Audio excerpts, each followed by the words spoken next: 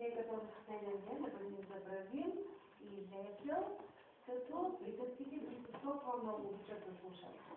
След това днешния наш празник посвещаваме на 130-та годишнина от създаването на предучилищното възпитание в България. По този случай сме приготвили изложба от детското творчество, снимки от миналите години на детската градина и накратко сме разказали от кога е създадена и каква е нейната цел. А нейната цел и ваше, и наше, да растат децата здрави, умни, послушни и трудолюбиви.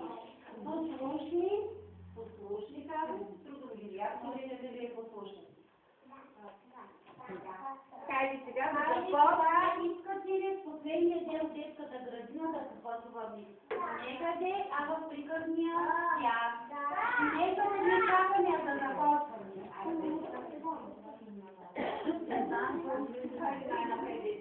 Химна на нашата любима детска градина, която се казва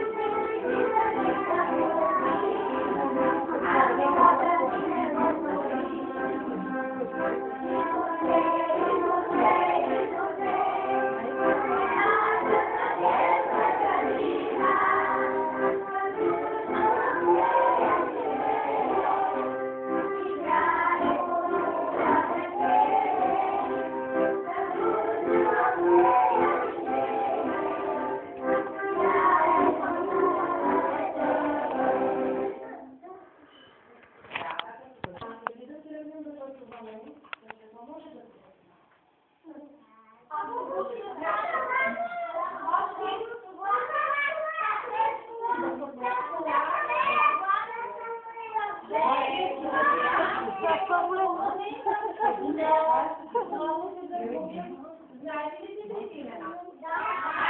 Винаги казвам заедно. Готови? Името си ти кажи.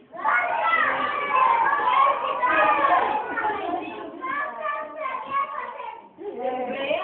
Ами познавате ли се буквичките си познавате ли? Добре. Направили сме медальони. Искам всеки да си познае буквичката и да се я сложи на врата, но един по един, за послушни деца. Айде да започнем с Лиска, Аксиян и Даниел. Айде да се намерим. Къде е буквичка Даниел?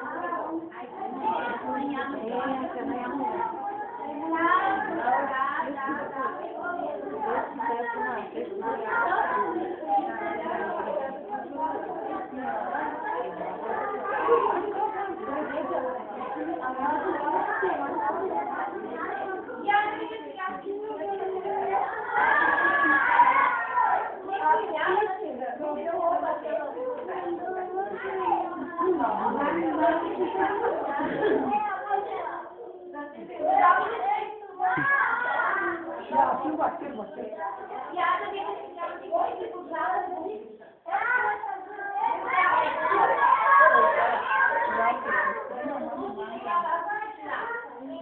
Ако каже дума думичка, която започва с буквичката З. Думичка. Той Къде за? Не, послушай друга думичка, която започва с твоя. Тихо, тихо. Метка. Ума, къде има думичка с ма? Кой е дошъл нещо да те гледа? Кой е дошъл да те гледа? Мама!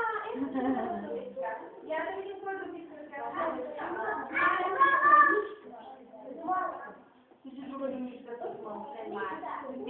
Браво! Чудесно! Дава ти всички! Чудесно! Маринко!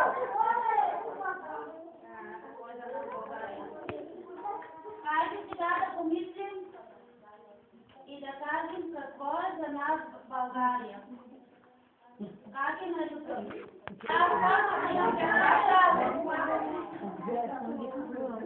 Какви си там живее в България?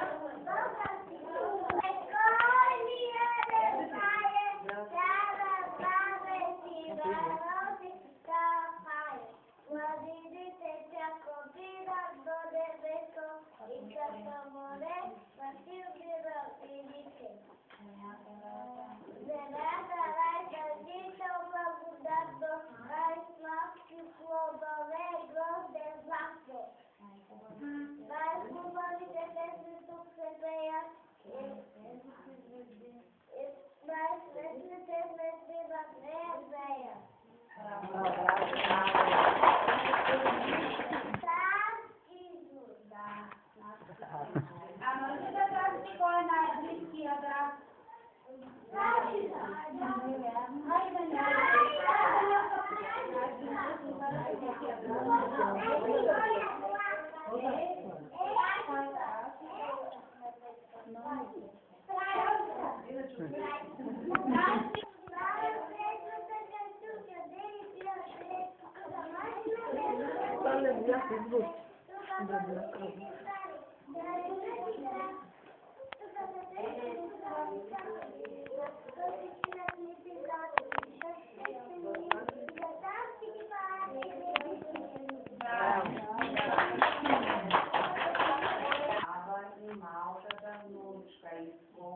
Изходи, накрая Миша, това са герои от една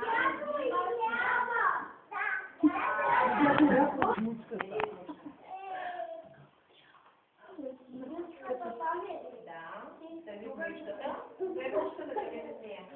Вие баба трябва да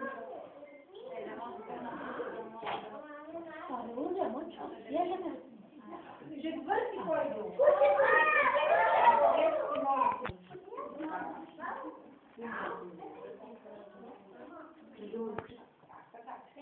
Сета поред разбирам.